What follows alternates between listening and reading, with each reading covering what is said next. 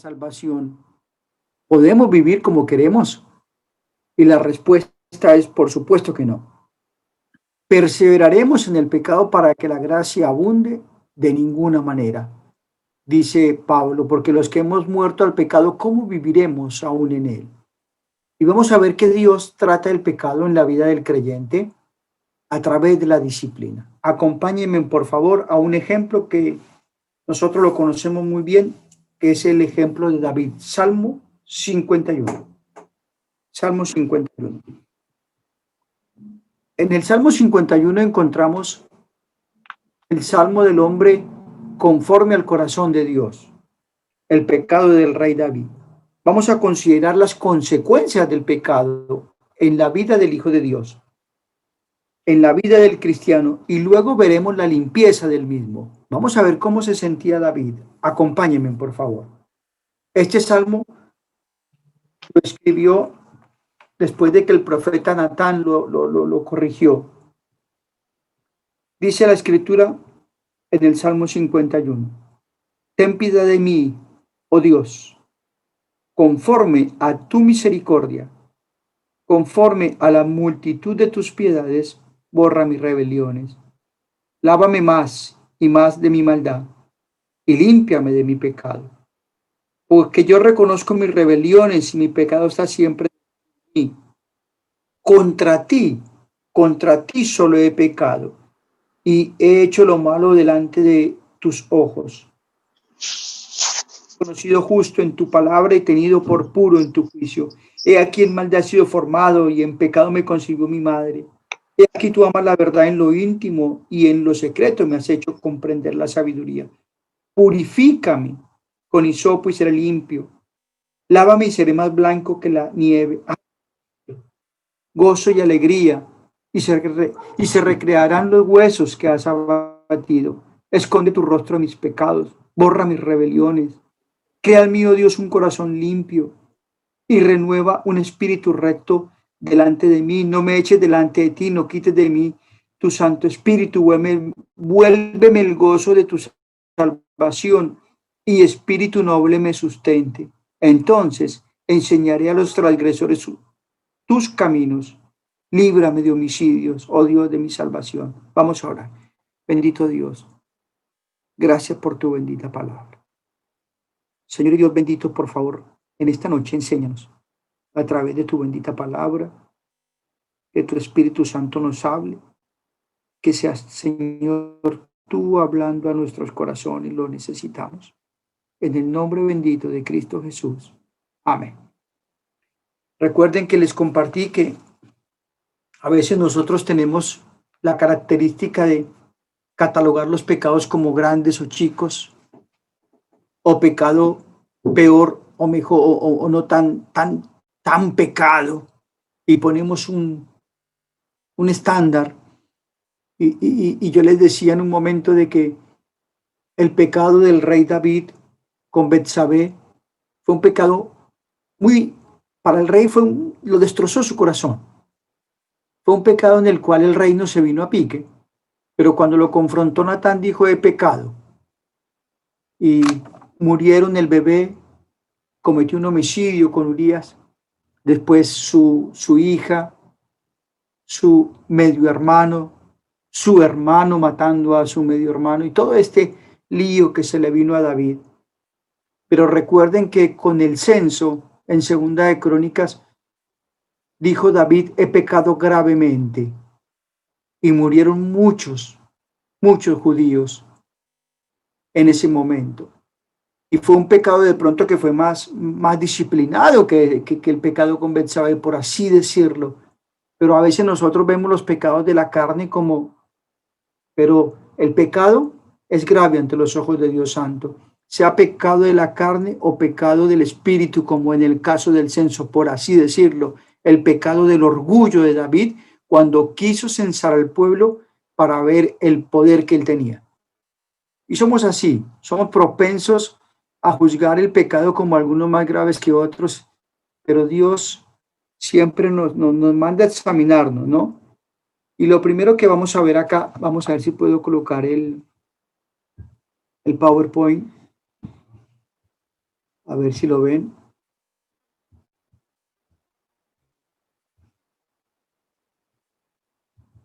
El pecado delante de los ojos de Dios es algo muy grave. En este salmo, lo primero, miren lo que dice el versículo 2.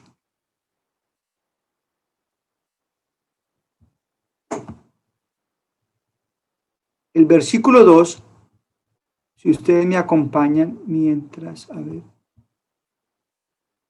ahí está. El versículo 2 dice la escritura, lávame más y más de mi maldad, lávame. El pecado en la vida del rey David, lo primero que él sintió es que su alma estaba sucia. Cuando lo confrontó David con la realidad, se entendió que se sentía espiritualmente sucio. Y es una de las cosas que nosotros tenemos que explicarle a nuestros discípulos, a los aconsejados, a aquellas personas que ya tomaron el primer paso de recibir a Cristo como su Salvador personal y empiezan a crecer en la fe, seguridad de salvación, pero después que el pecado ensucia el alma. No sé si les pasó a ustedes, pero una de las cosas que uno se dio cuenta que empezó a cambiar en el corazón de uno es que antes a uno no le afectaba nada si hacía alguna cosa que no le agradaba a Dios, porque total era uno un incrédulo. Entonces, que uno cree en Cristo como su Salvador, se siente espiritualmente sucio cuando falla delante de un Dios santo. Y siempre tenemos que sentirnos así cuando fallamos delante de un Dios santo. Pero no solamente eso, sino que dice la Escritura que el pecado domina todo el ser. El versículo 3 dice, porque yo reconozco mi pecado está siempre delante de mí. Lo primero que afectó fue los ojos del rey David. Versículo 6 dice la Escritura, en lo secreto me has hecho comprender sabiduría, afectó su mente, afectaron, versículo 10, dice, dice, crea en mí, oh Dios, un corazón limpio y renueva un espíritu recto delante de mí. Versículo 8 dice, y se recrearán los huesos que has abatido. El pecado afectó los huesos, afectó la mente, afectó los ojos. El versículo 10 dice que afectó el corazón. El versículo 14 dice que afectó también sus labios porque no podía compartir ese mensaje glorioso del Evangelio. Era un hombre que no tenía ese poder, enferma el cuerpo. David sabía que había pecado. El pecado estuvo siempre allí. Deshonró a Dios. El pecado trae pérdida de gozo. Dice que en el versículo, si lo leímos, dice el versículo 12, vuélveme el gozo de tu salvación y espíritu noble me sustente. No tiene alegría, estaba deprimido. Imagínense en el hombre conforme al corazón de Dios, el hombre que danzaba, el hombre que alababa, el hombre que honraba a Dios, había perdido el gozo, le faltaba el gozo, pero algo fundamental, la pérdida de comunión. El pecado trae interrupción con Dios, que es lo más importante. Se pierde esa falta de oración, de comunión. Se rompe la comunión por falta del pecado. No se pierde la salvación, pero sí hay una pérdida de esa comunión. El versículo 14, hay una pérdida de testimonio, una pérdida del testimonio. Entonces, en el Salmo 51, en el Salmo 32, si ustedes lo quieren leer, vemos lo que es el pecado. ¿Saben qué hace el pecado también? El pecado te hace esconder de Dios. El pecado te hace esconder de Dios. ¿Por qué? Porque cuando uno peca, lo primero que hace es esconderse, como ocurrió con Adán y Eva.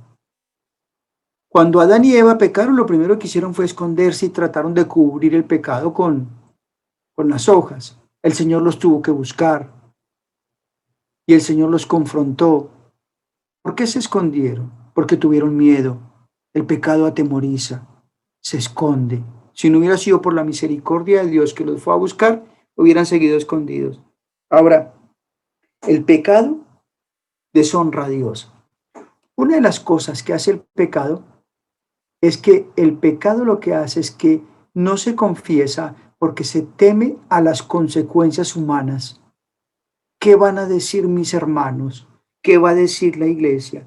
Y no he pecado contra Dios. Y eso es lo que hace el pecado. Miren, el pecado es algo grave delante de los ojos de Dios. Es tan así que la derrota del pueblo de Israel cuando entraron a la tierra prometida fue por el pecado de un hombre. Vivían de victoria tras victoria. Josué sabía que habían caído los muros de Jericó, pero Dios les había ordenado que no tomaran nada. Eran las primicias para Dios. Y Acán hizo lo que hizo Adán desde el principio y Eva. Vieron, codiciaron, tomaron y escondieron. Vi, dice Acán, un manto babilonio, vio todo, lo codició en su corazón, lo tomó y lo escondió. Es así como nosotros hacemos con el pecado. Recuerden Moisés cuando confrontó, cuando fue a tratar de parar la pelea entre los dos hermanos, y uno le dice, pero si vos mataste el egipcio y lo había escondido en la arena, pero Moisés aprendió algo, la arena tarde que temprano te devuelve los muertos. Y el pecado hace eso. El pecado trae las consecuencias más graves: pérdida de testimonio, pérdida de gozo, se abaten los huesos, hay pérdida de comunión, se rompe la comunión con Dios, enferma el cuerpo, domina todo nuestro ser y tratamos de esconderlo. Eso es lo que hace el pecado. Pero, pero, gracias a Dios que en su misericordia, cuando nosotros pecamos delante de Él, siempre viene su mano de disciplina y de amor. Acompáñenme, por favor, a Proverbios capítulo 3, versículo 11 al 12. Proverbios capítulo 3, versículo 11 al 12. Dice la escritura: no menosprecies, hijo mío, el castigo de Jehová, ni te fatigues de su corrección, porque Jehová al que ama castiga, como el padre al hijo a quien quiere. Siempre el pecado nos lleva a que el Dios amoroso, que es nuestro Padre, nos discipline. Y cuando viene la disciplina por el pecado en nuestras vidas, nos damos cuenta de que somos hijos de Dios. Amén por eso. Amén porque nos damos cuenta de que hay un Padre que nos quiere corregir. En Hebreos capítulo 12, ese versículo tan conocido, Hebreos capítulo 12, versículos 5 y 6. Dice el libro de Hebreos 12, 5 y 6.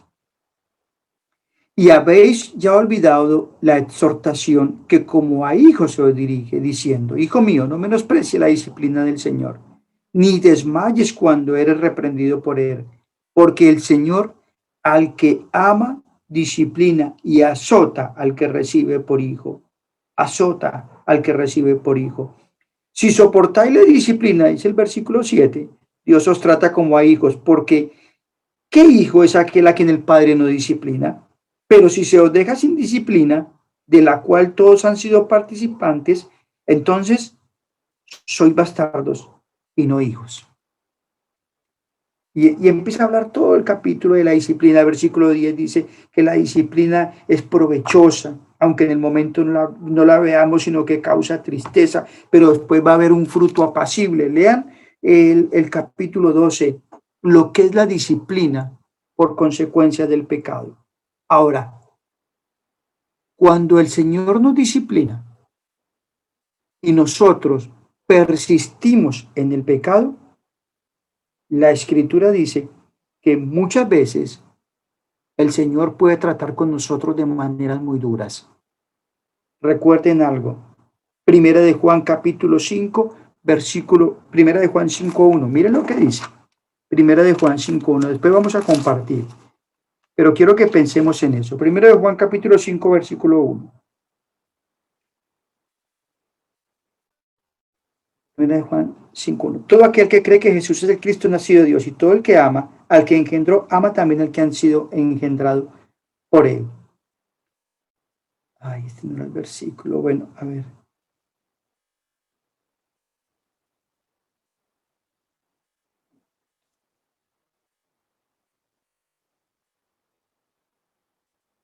Bueno, lo voy buscando. Es un versículo que nos habla de que está orando. Ah, bueno, acá está. Perdón. Primera de Juan 5:16. Si alguno viere a su hermano cometer pecado que no sea de muerte, pedirá, y Dios le dará vida. Esto es para los que cometen pecado que no sea de muerte. Hay pecado de muerte, por el cual yo no digo que se pida. ¿Qué quiere decir esto? Hay personas que persisten y persisten y persisten en el pecado que puede llegar a la disciplina de Dios, que lo mejor es llevárselo, porque va a ser un testimonio muy malo para la obra de Dios. A veces puede ocurrir esto, no quiere decir esto que todo va a ser el que se murió fue por disciplina, pero muchas veces aquel que persiste en hacer lo que quiere, acompáñenme a Mateo capítulo 18. Este pasaje quiero que lo veamos todos. Mateo 18. ¿Cómo debe ser nuestra responsabilidad ante el hermano? Mire Mateo 18, versículo 15. Por tanto, si tu hermano peca contra ti, ve y repréndele estando tú y él solos. La escritura nos manda cómo debemos tratar al hermano que nosotros lo vemos en pecado. Vemos a mi hermano pecando. Entonces, ¿qué tengo que hacer? Yo y él lo llamo y le digo con amor, hermano querido, está cometiendo algo que no es agradable delante de Dios. Eso se llama confrontación auténtica en el aconsejamiento y es lo que nos falta hacer muchas veces. ¿Por qué no lo hacemos? Porque pensamos, ¿qué va a decir mi hermano? Voy a perder su amistad, no me va a volver a hablar, lo va a negar. Y eso no es amor. ¿Saben por qué? Porque muchas veces nosotros podemos, corrigiendo al hermano con amor, viéndolo en su pecado, de pronto prevenir consecuencias muy graves que pueden ocurrir si nosotros lo exhortamos a que cambie. Miren lo que dice el versículo 15. Si yo lo veo pecar, lo reprendo con amor. Y dice, y si te oyere has ganado a tu hermano. Ahora, ¿qué pasa cuando el hermano no oye? Versículo 16. Mas si no te oyere, toma aún contigo a uno o dos para que en boca de dos o tres testigos conste toda palabra. Si persiste en el pecado, ya lo llevo ante los testigos. Si no lo oyere, dilo a la iglesia. Y si no lo oyere a la iglesia, tenlo por gentil y publicano. Esa es la forma de confrontar a mi hermano cuando yo lo veo fallando. Le hablo solo, después con dos o tres testigos y sigue en la misma situación. Lo llevo ante la iglesia y si no sigue, la escritura lo dice, no lo digo yo, porque no puedo permitir el pecado de esta manera en la iglesia de Dios. ¿Por qué? Porque el pecado afecta a todo el cuerpo de Cristo. La escritura en Corintios dice que todos somos un cuerpo. Y da el ejemplo, ¿cuál es más importante? ¿Un oído, un ojo o el pie? No, todos somos iguales, todos somos importantes en el cuerpo de Cristo. Y cuando una parte del cuerpo se afecta, afecta a todo el cuerpo. Recuerden algo, cuando Adán y Eva pecaron, afectaron la humanidad. Cuando Acán pecó, afectó a todo el pueblo de Israel, porque vino la disciplina, fue la primera derrota del pueblo de Israel. Y Josué entendió que por el pecado de un hombre trajo derrota al pueblo de Israel. Y hermanos queridos, nuestro pecado afecta todo el cuerpo. Por eso tiene que ser tratado con responsabilidad dentro de la iglesia. Afecta mi pecado. Por eso es importante tratar con él como corresponde, con todo el amor y con toda la misericordia, pero con toda la responsabilidad. El remedio, Vamos a ver el remedio. Bueno, si persiste en venir, vendrán las consecuencias. Eso ya lo vimos. Disciplina y puede ser eso. El remedio. Vamos a ver el remedio. Vamos a el Salmo 51, de nuevo. Salmo 51. El remedio. Primero, la confianza. Salmo 51:1. Dice: ten piedad, Dios mío, conforme a tus misericordias, conforme a la multitud de tus piedades, borra mis rebeliones. La confianza en que el Señor nos escucha, en que el Señor es un Dios piadoso, misericordioso, que borra nuestras rebeliones, la confianza en que la sangre de Jesucristo nos limpia de todo pecado, la confianza en que Él pagó por nuestros pecados, pasados, presentes y futuros, la confianza de que la Escritura dice que tenemos un abogado que nos defiende, la confianza de que tenemos un sumo sacerdote que intercede por nosotros ante el Padre, la confianza que es un Dios lleno de misericordia, que sabe que somos débiles. La confianza. Confiamos en un Dios que murió en la cruz. Recuerden el ejemplo.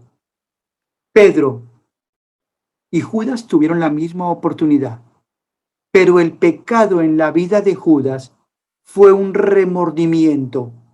Y cuando fue a devolver las 30 piezas de plata, hace lo que hace el diablo. Allá tú, allá tú. Pero Pedro no. Pedro salió, confesó, tenía confianza en que Dios le iba a perdonar. Pero confesión, versículos 2 y 3. Lávame más y más de mi piedad, límpiame, porque yo reconozco mis rebeliones. La confesión. Confesión, ese arrepentimiento, pensar como Dios piensa. Pensar como Dios piensa. Señor, yo reconozco mi rebelión. Hermanos, nunca se olviden del pasaje de Isaías capítulo 6. Léanlo Isaías capítulo 6. Yo se lo compartí ya. En el capítulo 5 está el profeta, viendo el mundo. Es un pasaje increíble. El mundo contaminado y Dios le muestra, y están los ayes y Dios le dice, mira, Isaías. Yo me imagino a Isaías. Para mí el profeta increíble. Yo veo la vida de Isaías y de Jeremías y digo, qué hombre de Dios, predicando en un mundo en donde era un desastre, pero eran hombres santos. Y Isaías en el capítulo 5 Dios le muestra, mira, Isaías, hay gente que a lo bueno le dice el malo. 2021. Hay gente que roba. 2021. Hay gente que se aprovecha de los demás. Hay gente que se embriaga. Viven como quieren. Y yo me imagino a Isaías, pero llega el capítulo 6, hermanos. Yo les compartí en un momento. Isaías se encuentra en esa visión con el Dios 3 veces santo.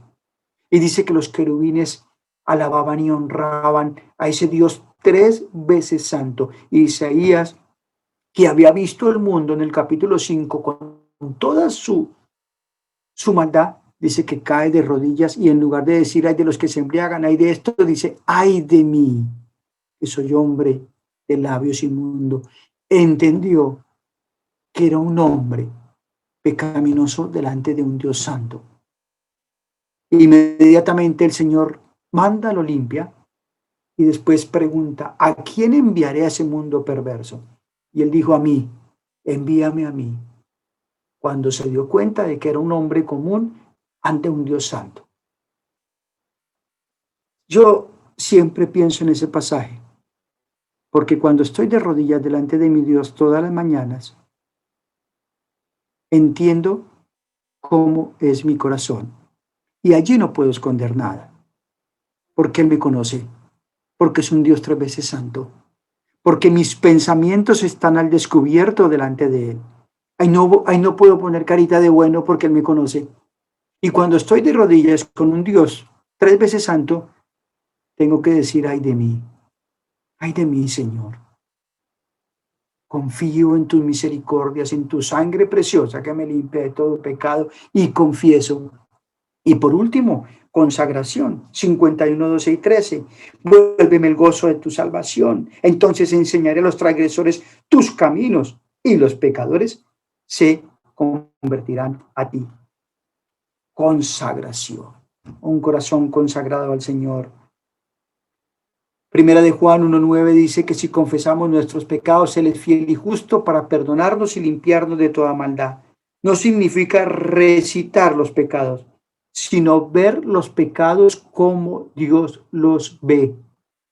Ver los pecados como Dios los ve. Y debe haber un arrepentimiento y debe haber un cambio.